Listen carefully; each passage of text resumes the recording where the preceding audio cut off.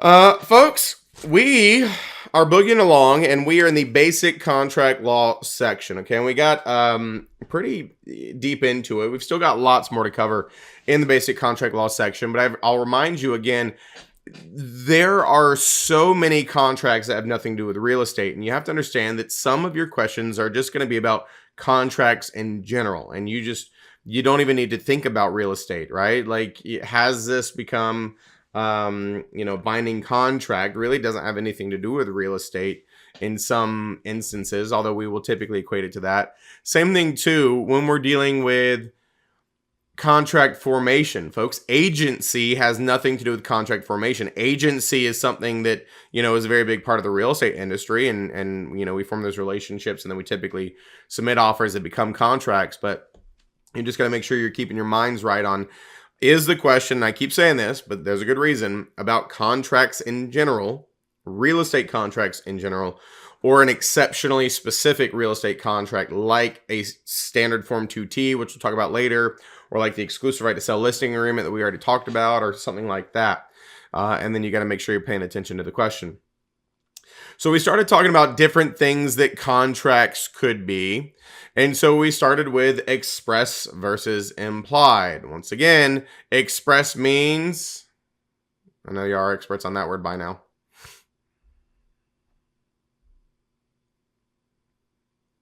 Stated. Exactly. There you go. Oh my God, did somebody unmute and talk? Anthony, was that you? Oh my Jesus, I didn't even think y'all's microphones worked anymore because y'all were just becoming the keyboard warrior class, right? Everybody wants to type and nobody wants to talk to me. I just heard a voice. I thought I was losing my mind. I appreciate that, Anthony. Stated, okay? Doesn't mean you can't be so specific as writing. Writing would be an example of express, but orally stated, right? Remember I told you, it's let me express my disappointment. Let me express how upset I am. Let me express how I'm feeling. It's let me tell you. And so a contract that's expressed, we have clearly outlined the contract. We have talked about it, what it is. Okay, so express means stated, either orally or in writing. And there are plenty of contracts that are oral that are enforceable. Remember we said not all of them have to be in writing. And then, of course, implied is a contract suggested by our actions. You did this, I did that, and there was this implication that we understood what we were getting into. Now, there are plenty of implied contracts that are enforceable as well. And so the biggest example I gave you was going out to eat at a restaurant. You've never signed a contract or had somebody explain it to you. You just sit down, you order food, you know you have to pay. Your actions, their actions suggest that we have this agreement, this contract. Now, when it comes to agency agreements in North Carolina, we do not recognize implied agency. So if I said, get in the car, let's go see some pretty houses, that would be an implied buyer agency agreement, but we don't recognize those in North Carolina. You can't legally operate with an implied agency agreement. Some states do allow them, do recognize them. So then we got into other things that a contract could be, like bilateral versus unilateral. What is a bilateral contract?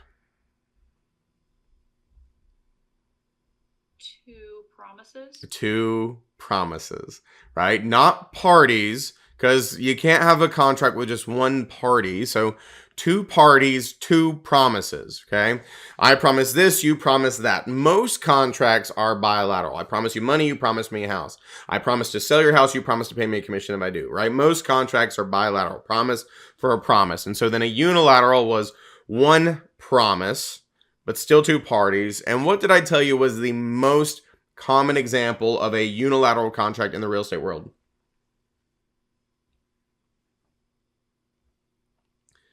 There you go, Brad. An option to purchase or an option to buy, and it is unilateral because the buyer and the seller negotiate and they agree to a price the seller would be willing to sell for, but the buyer has never promised to buy. They've negotiated a period of time to decide. And I think I used Brad as the example yesterday, and I said, okay, I'll give you $3,000 if you need 3 months to decide. That's the option period. And if I decide to buy, Brad has promised to sell, right? That's the unilateral side of it, because I've never promised to buy. So let me think about it. But he has promised to sell.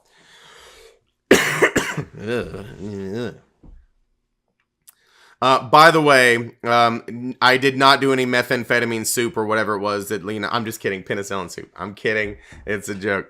So I'm just, still just hanging in there, just rolling with it, wondering when I'll get my voice back completely. It is what it is. So I'd be back if you had tried the soup. You know what? There was just something about like it being 10 o'clock last night when we got done and then having to do stuff this morning. I just didn't really have time to go to the store and make some, penicillin soup, crack soup, whatever you want to call it. Yeah, I'm going to call it like just any obscure names I can possibly think of, right? Heroin soup, mushroom soup, PCP soup it is. That's what we're going with. It is PCP soup. Let me stop. The AI summary is going to be nuts on this one. Yeah, that's not going to be pretty. Seth talked about all the types of drugs that you can put in soup. Thanks, AI summary. So then we got into other things that contracts could be. Valid, void, voidable. What is a valid contract, folks? What do we say? A valid contract. What would make a contract valid? Enforceable? Not automatically, right? Enforceable doesn't automatically make it valid. It's a little less than that, right? What triggers, there you go, Brooks. Having those essential elements make a contract valid. And a valid contract is presumably enforceable, but not guaranteed to be. And we kind of talked about that yesterday. So before we get into anything else, let's just name the essential elements of a valid contract. Under basic contract law, I told you there's 4. What are they? Agreement. Mutual agreement, meeting of the minds, mutuality of assent, reality of consent. It's got a lot of different names, but at the end of the day, it's agreement. It has to be voluntary. So there's number 1. Consideration, something of value. Legality. Legal purpose, right? Legality has to be for a legal purpose. 18, sane and sober. 18, sane and sober. Or in other words, legally competent parties. Okay, those 4 are the criteria under basic contract law. Now, I told you multiple times, don't Google any concepts that we talk about in class if you can help it. Because if you were to Google the essential elements of a contract under basic contract law, from a law school point of view, it's way different. But that will throw you off. You just need to know those 4. And of course, we're going to get into them a little bit more in depth here in a minute. But if you have those 4 things, then a contract is considered valid. And a valid contract is presumably enforceable. Why do I keep saying presumably enforceable?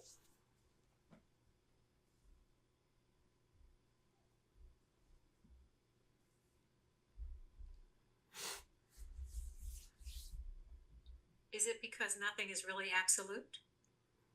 It's not that. It's a little more technical. Okay.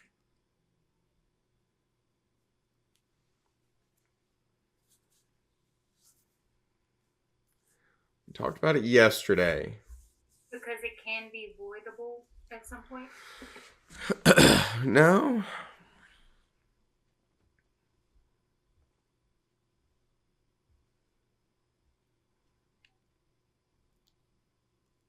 It would be because certain contracts have to be what?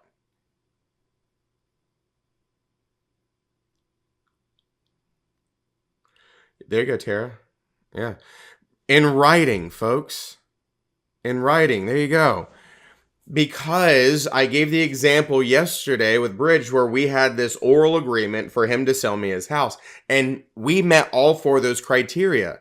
It was a valid contract, albeit an oral agreement, right?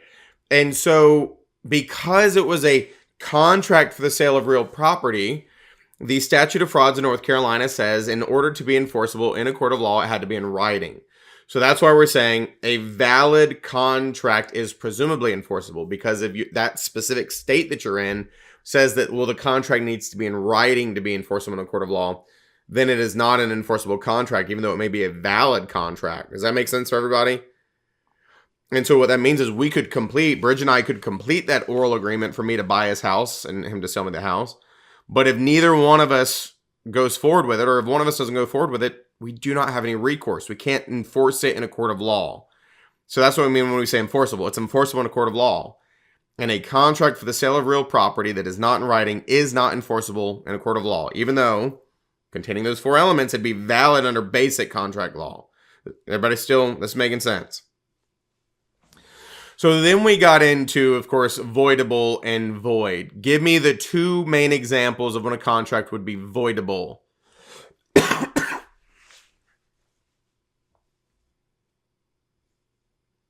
A minor signing it would be one. Because the minor is not able to make the... Jack's like, guilty. Drunk in an Applebee's parking lot. That's right. Does it count if it's a digital background and I'm drunk? Is it the same thing? It's basically the same thing, Jack, right? It's the same. Yeah. Under the influence, okay? Albeit temporarily, right? You're drunk as a skunk, high as a kite when you sign. That would arguably void a bull because you were not of sound mind at the time you sign, and a minor is not able to make those decisions. And so the impaired party or the underage party could potentially get out of the contract. That's why we call it voidable. It'd still be enforceable on the other party that was not under the influence or was not a minor. Now, I'm going to actually teach you. There's a few more times when a contract could be potentially voidable. I'm going to teach those to you in a minute. But what about void? What were the prime examples of a contract being void? Britney Spears crazy. It's got to be a little more concrete than just Britney Spears crazy. Yeah. They've got to be, if they are legally incompetent or if they've been declared mentally incompetent by a court of competent jurisdiction. Ironically enough, that's how they word it. Okay, mentally incompetent, declared mentally incompetent by a court of competent jurisdiction. So if they've been declared mentally incompetent, they don't have the ability to make decisions on their own, that'd be a void contract. Toss it out. Zero legal standing whatsoever on anybody. Okay, zero, zip, nada. What would be another example of when a contract would be void?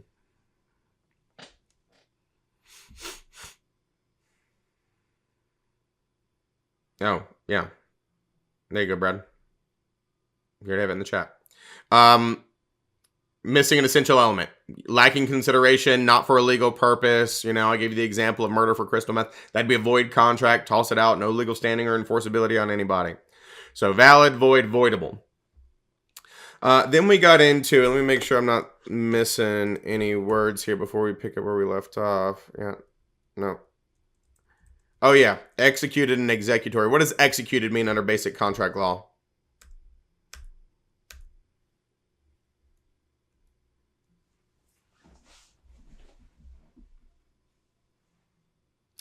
Done.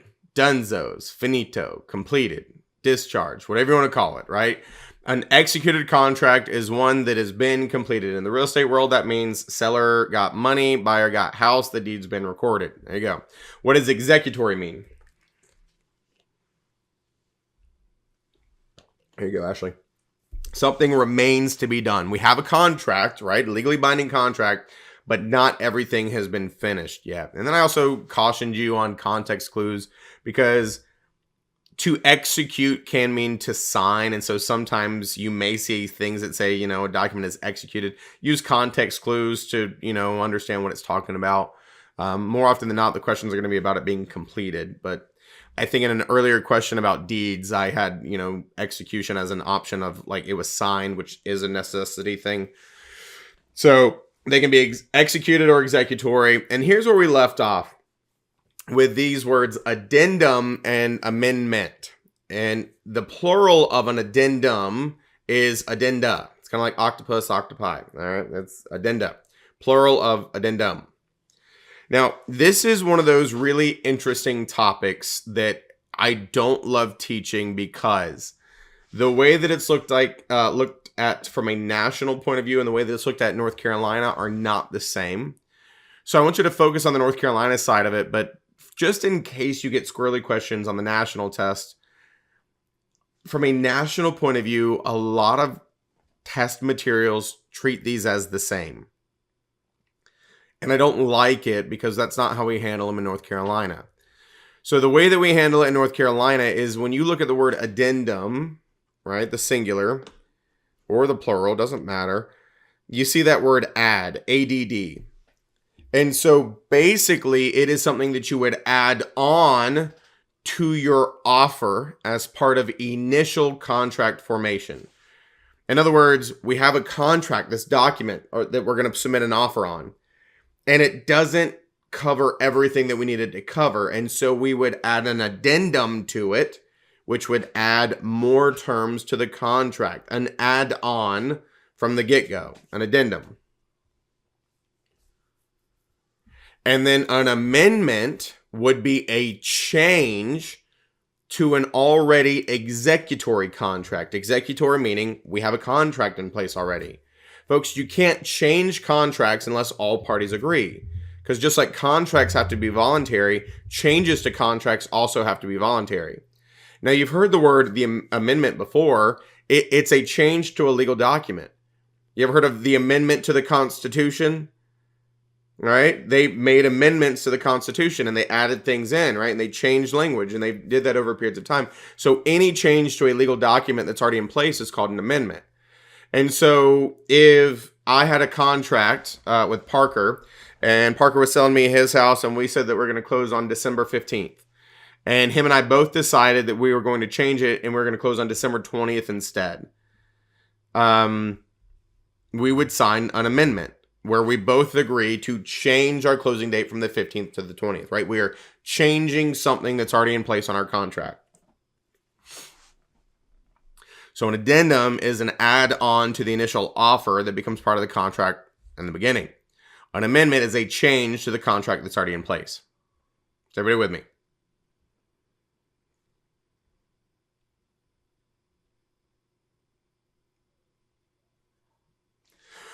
You're going to see these things firsthand in the next section, and so it'll hopefully make a little more sense when you see them. I already introduced this language yesterday, contingency. A contingency is just, think of it like a get-out-of-jail-free card from a contractual point of view. It's basically a scenario where you say, okay, well, if I can't do this, I'm not going to do that, and I don't want to be penalized for it. If I can't do this and if I can't do this, I'm not going to do that and I don't want to be penalized for it. And so common examples would be a financing contingency, as I mentioned yesterday, or a contingent sale addendum or something like that, where it says, well, hey, I have to be able to sell my house in order to buy your house. And so if I can't sell mine, I'm not going to buy yours and I don't want to be penalized for it. Now, please understand that contingencies are never automatically in contracts. There is no contracts that automatically contain contingencies. They can be written in. You can have attorneys draft contingencies and put special language in the contract to create them, but they're not a standard of practice. And so when we deal with due diligence periods, our due diligence periods are not contingencies because you're not getting out of jail free. You pay to have a due diligence period. This is, I want to get out of it if I can't meet certain criteria and I don't want to lose any money or I don't want to be penalized. That is a contingency. And there's, like I said, lots of different ones. If I can't get certain interest rates, put a financing contingency. If I can't sell my house, put a contingent sale or a sale contingency. It could really be for anything, but these are never automatic.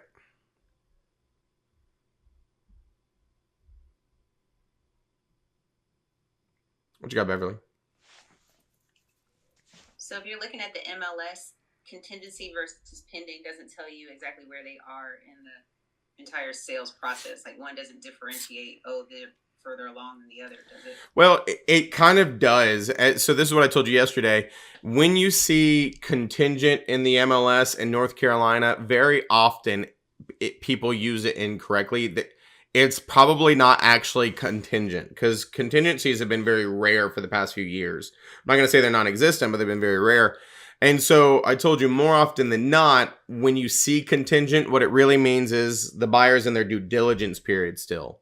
And so they're just informing you that, it's technically contingent on their satisfactory due diligence, but it's really not actually contingency. So for you as a consumer, if you saw contingent, you would assume that it's a little earlier in the contract than if you saw pending.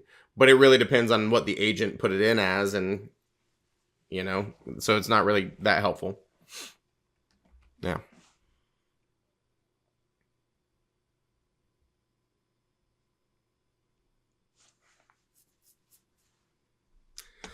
So let me ask you a question here, folks. In order for a real estate sales contract to be enforceable, there must be an exchange of things of value between two parties.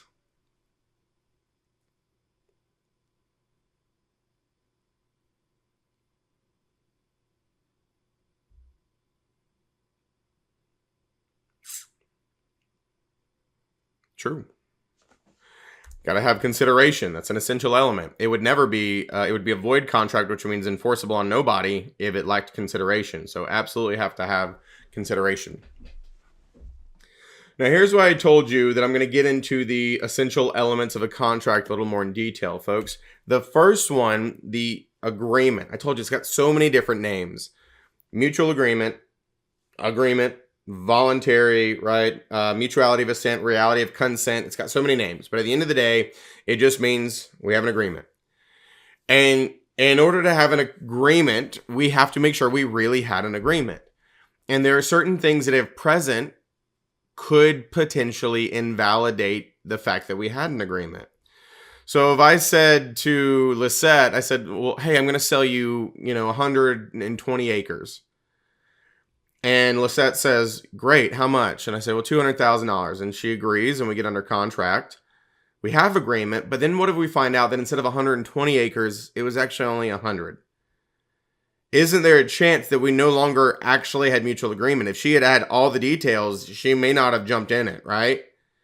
And so whether it was on purpose or whether it was a mistake is really a moot point. Because if there's any question of whether or not we have mutual agreement, then it's potentially a voidable contract yet again. So if I lied and said it was 120 acres, committed fraud, even though I knew it was 100, she could potentially get out of it. Even if it was an accident, I really thought it was 120 and it was only 100, she could potentially get out of it. Because it could arguably lack mutual assent, or meeting of the minds is what we call it. Now, the other two that, if present, could argue, or somebody could argue that they did not have a meeting of the minds, would be duress or undue influence. And so duress would be threat of physical harm. So if you were to put a gun to somebody's head and say, sign this or I'll shoot you, you very easily could argue that you did not have a meeting of the minds because they only signed it to save their lives. Same thing with undue influence. It may not be threat of physical harm, but due to a relationship or something you have with somebody, you are able to influence them. So if you have your spouse or significant other sign, you say, if you don't sign this, I'm going to file for divorce. That would be undue influence. And yet again, if that was present, that could potentially prove that we did not have a voluntary agreement. And so the person who sustained one of these things could arguably call the contract voidable. They could get out of it. And again, let me give you another example of undue influence. If you have an elderly parent and you say, if you don't sign this to sell this house, I'm putting you in the worst nursing home and I'll let you rot, right? There are things where you could influence somebody's decision that they would be able to prove in a court of law that they wouldn't have signed that willingly. But we don't void it because maybe they would have signed it either way. So we'd call these also potentially voidable. If mistakes of informations, duress, undue influence, fraud, anything like this was present, you would argue that you did not actually have meeting of the minds, and ergo these would also be voidable contracts.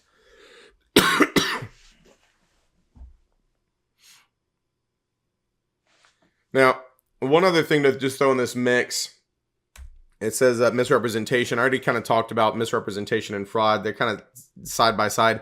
Lying about something, committing fraud, anything like that. But also, we have these terms called non-illusory, or in other words, no illusions. The best example I can give you there is to state that there was consideration when there actually wasn't. That'd be an illusory contract, which would also be voidable.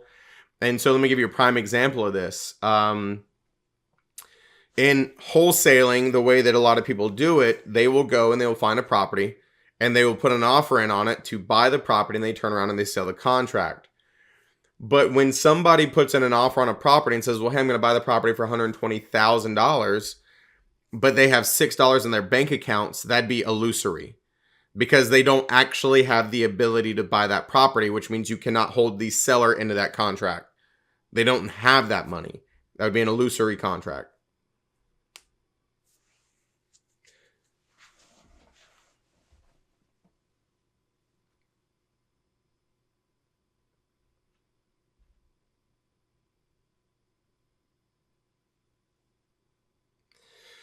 So here's where we get into the next fun-filled discussion. And this still goes hand in hand with us having conversations about the mutual agreement piece. Okay, this very specific piece of the essential elements, if you will. I told you yesterday that if I was to look at Brooks and I say, Brooks, I'll give you $800,000 for your house. That's an offer. Okay, that's just an offer. We don't have a contract unless Brooks agrees, because we have to have this meeting of the minds, a voluntary agreement. There you go, deal, right? And so this is where those terms offeror and offeree come into play. I'm the giver of the offer, so I'm the offeror, and Brooks receives the offer, and so he's the offeree. And we don't have a contract until the offeree has signed the contract with 0 changes, and that acceptance gets communicated back to the offeror or the offeror's agent. And here's why. Okay, imagine Brooks says, hey, yeah, absolutely, I'll sell you my house for $800,000. And so I type up an offer and I email it to Brooks. Brooks prints it out and Brooks signs it right here, right now. But let's say we're not on Zoom. If Brooks is at his house, I'm at my house, do I know that Brooks signed this piece of paper? No. What's stopping Brooks from throwing it in the trash can or shredding it and pretending it didn't happen? So signature is not enough. Signed with no changes, and then you have to communicate it back to the offeror or the offeror's agent. And in that moment, when it's communicated back to the offeror or the offeror's agent, it upgrades from an offer to a contract. And I want you to understand something. Offers are very easy to kill. Contracts are not. Let me equate this to something in the real world, folks. Let me give you an analogy here, okay? Imagine that you've got a young man, woman, doesn't matter. We don't judge here, who is decided that they are going to propose to their significant other. And they get down on one knee and it's super romantical and everything. And they pull out a ring and they look at them and they say, will you marry me? Folks, are they engaged? Not till she says yes. Not till she says yes. Contracts work just like a marriage proposal. Will you marry me is the offer. And just like that marriage proposal, when we send an offer, there's a lot of answers we could get, right? We're hoping she says yes. But isn't there a chance she could also say no? Isn't there a chance she could also say, well, maybe if whatever, right? And so the same thing kind of happens. So if you were to think of it in this sense, and you equate a whole real estate transaction to a marriage proposal, the will you marry me, the proposal, is the offer. When she says yes, that is the acceptance. But yet again, when she accepts this proposal, are they married? No. Now they're engaged. And there is a period of time leading up to them actually getting married. And we would consider that the real estate closing. So same thing happens in the real estate world. We send an offer. If you accept it, it can become a contract. And now we've got all these things leading up to the wedding, aka closing. We call that performance. After you're under contract, you're expected to perform, to complete your obligations. So when you send somebody an offer in real estate land, I want you to understand a couple of things here. We have these forms and we'll put all kinds of information on it. So we'll say like 400,000 purchase price, $1,000 in due diligence money, $5,000 in earnest money, closing on December 20th. Okay, and I'm just trying to give you some details here. This all gets filled out, and I want you to understand how offers actually work. We would have discussions with our buyers on what they would consider a reasonable or acceptable offer, and we fill it out for them, and then they will actually come in and they will sign it and they will date it. And what they're doing when they're signing it is they're saying, well, hey, we consider our offer satisfactory. We're good with these terms and we're sending it to you, and we hope you like it as well, enough to accept it as written. And so when we put this together and we send it over, right, it goes from the offeror to the offeree. Now, of course, it typically goes from, the offeror's agent to the other agent and the agent to the next one. I'm going to get into that in some more detail. And when the offeree is reviewing this offer, they've got those same options that the wedding proposal, as we just talked about. They can accept it, they can reject it, or they could do what's called a counter, basically changing the terms. And so if they accept it, they would sign it and date it as well with no changes. That is what we call unconditional acceptance. So we have to have that, but that's not enough to make it under contract. We do not upgrade from an offer to a contract until that signature gets communicated back to the offeror's side. And it could be communicated to the offeror directly or the offeror's agent. Everybody with me on that? That's what acceptance looks like. Well, let's change this. What if instead this offer comes in and instead of signing it and dating it, they just say no? That is what we call a rejection, folks. And here's the thing when we're talking about offers. You have to think of offers as living, breathing things. Better yet, think of them as flowers, because we're going to start killing them left and right. And if you start thinking of them as like cuddly bunnies, it's going to get real morbid real quick. Think of them as flowers, okay? If somebody gives you flowers and you throw them on the ground and you stomp on them, can you bring those back to life? No, they're dead. Same thing is true here. So if somebody sends you an offer and they reject it, they say, no, we don't like it. They have killed your offer, just like killing flowers. They cannot go back and try to accept it anymore. It's dead. Sure, they may still have the email, but the concept of the offer is dead. If they change their mind, couldn't they send you back the same flowers? Sure. But that would change the roles from offeror to offeree and vice versa. Everybody still with me? So they could accept it, they could reject it, which kills it, or they could counter it. And so a counter is a rejection because they're still saying no. So what they're really saying is, no, but I would consider. And so when they take the forms, here's what a counter looks like, folks. Imagine that they have this piece of paper and it has all these terms on it and it's signed by the buyers. They may say something like, well, we want 405. And so they're going to put a strike through. They're going to write it out. They're going to initial and date that change. And then they're going to sign and date the contract. And when they do this, what they're stating is, we like everything on this contract except the price. And so we've changed the price. But what happens here now is the seller, who was the offeree, now becomes the offeror.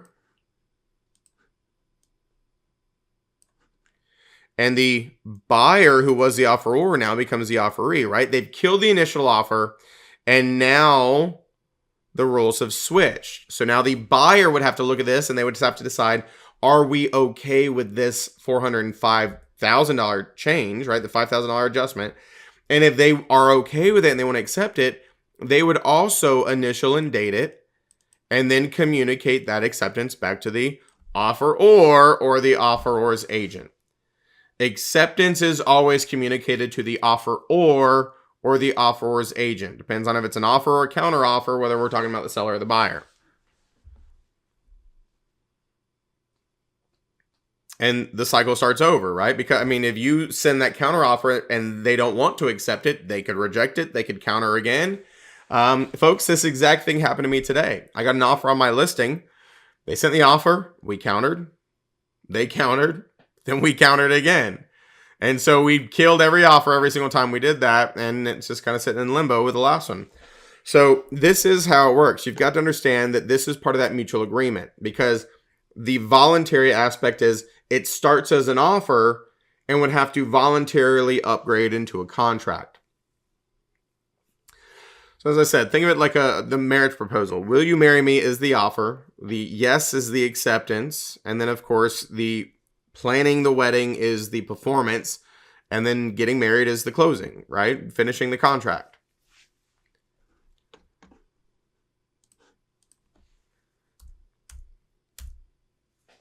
So offers, as I said, are very easy to kill. We're going to talk about the different ways that we can kill offers in just a second. But once it upgrades and becomes a contract, it changes, right? It's now something completely different. And there are penalties for terminating contracts. There are not penalties for terminating offers. Now, folks, let me tell you why, excuse me, this is exceptionally important in the real world. This is not just important for your test, but it is that. In the real world, under basic contract law, that second that it upgrades from an offer to a contract, in that second, any negotiated due diligence money is due to the seller. And so what that means is a split second could be the make or break on whether or not your buyer owes the seller $1, $2, $5, $10, $20,000.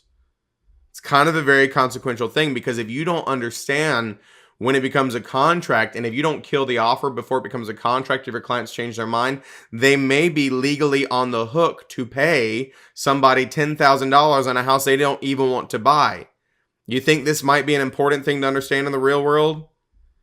Because if you lose your client $10,000 over an oopsie in 30 seconds, they're not going to be very happy with you, and it does happen.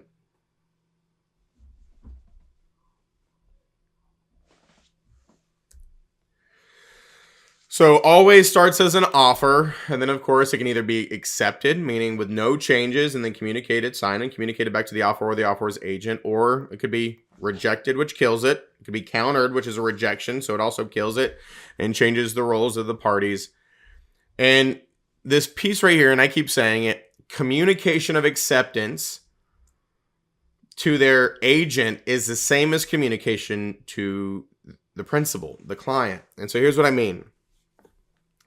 If I submitted an offer on behalf of Victor, I'm just going to put us on the or side. I write up an offer for Victor. Victor signs it, right? It's got all the terms. And so I've got the offer right here. I send the offer over to the listing agent. Listing agent sends it to the seller. Seller signs it with no changes. It sends it back to the listing agent. Listing agent sends it back to me. Here I am. Victor's down here. Folks, that's second, because I am Victor's agent. Victor's under contract. Even though Victor doesn't know. That's what I mean when I say communication to the agent is the same as communication to the principal. So I need to tell him pretty quick, right? But whether Victor knows is irrelevant. He is under contract. So imagine I wait a few days to tell him, and he picks up the phone and he calls me. He says, Seth, I'm so frustrated. I thought we'd have a response by now. I say, Victor, what had happened was I completely forgot to call you because I was just playing golf for 3 days straight. And you've been under contract for 3 days. My apologies. I meant to tell you. You think Victor is going to be very happy with me? No. So communication to the agent is the same as communication to the principal. In this specific thing, anyway. In this specific thing. Even though Victor doesn't know. Now, folks, you have to understand that you're going to have a lot of test questions like this, where it's going to say such and such drafted up an offer on behalf of their buyer client signed it, they sent it to the listing agent, and you're going to have to be able to pinpoint exactly when it turned from an offer into a contract. Now, just as a reminder, when I'm talking about, I've got to communicate with Victor in a timely fashion, we have the delivery of instruments rule in North Carolina, where we have to deliver all instruments immediately, but in no case later than 3 days. So if we got multiple offers, we'd have to deliver those to the seller immediately, in no case later than 3 days. The signed contract that I got back, I'd have to give to Victor immediately, in no case later than 3 days, or communicate the acceptance, so on and so forth. Now, here's where things get a little interesting, folks. The signature has to be on that piece of paper. Okay, I told you, signature is indicative of acceptance. But we're not under contract until we have communicated that acceptance to the offeror or the offeror's agent. And the kicker is, communication can happen just about any way you could possibly fathom. We do not have to be given the actual document back for it to be considered a contract.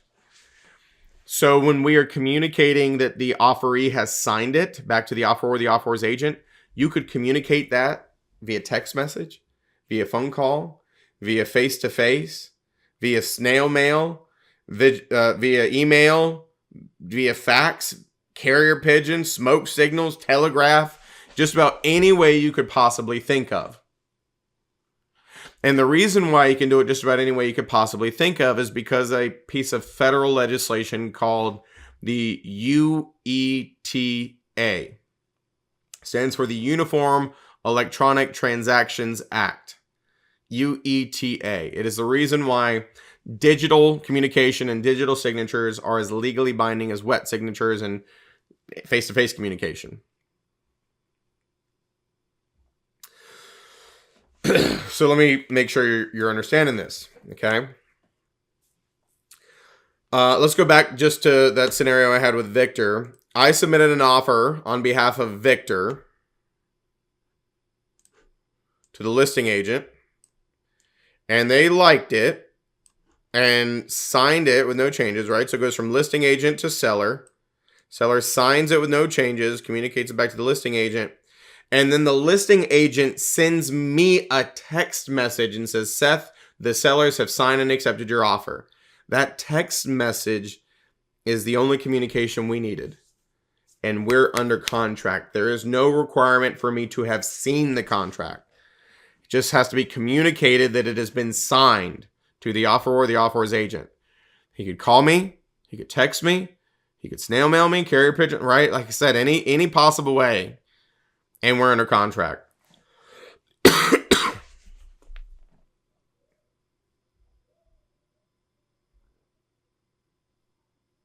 here's the deal.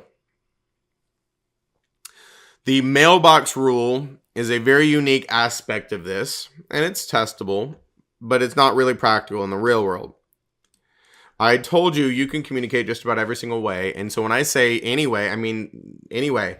The mailbox rule says that you could snail mail, right? United States Postal Service mail, the communication of acceptance to the offeror or the offeror's agent. And what the mailbox rule states is, when you have put it in the mail for the United States Postal Service, it's been communicated. I want you to think about what that means. If the listing agent in this scenario, instead of texting me, put a copy of the signed contract, the signed offer, right, in the mailbox addressed to me, as soon as postman picks it up, we're under contract. Folks, do I have any idea that he has accepted the offer if that's the only way he's elected to communicate with me? No. Because we're talking about it just got put in the mailbox. So it's a very weird concept because we don't know. But it's still considered legally under contract. It's considered communicated when it's put in the possession of the United States Postal Service. No, Beverly, it would be signed, right? That's what we're saying. Like signed with no changes, and then they're mailing that communication. It has to be signed. So what I'm saying is when it sent it to the listing agent, the buyer's signatures were already on there. When it went to the seller now signed it. And then the listing agent snail mails me a copy with all signatures. As soon as it's in the possession of the United States Postal Service, we're under contract.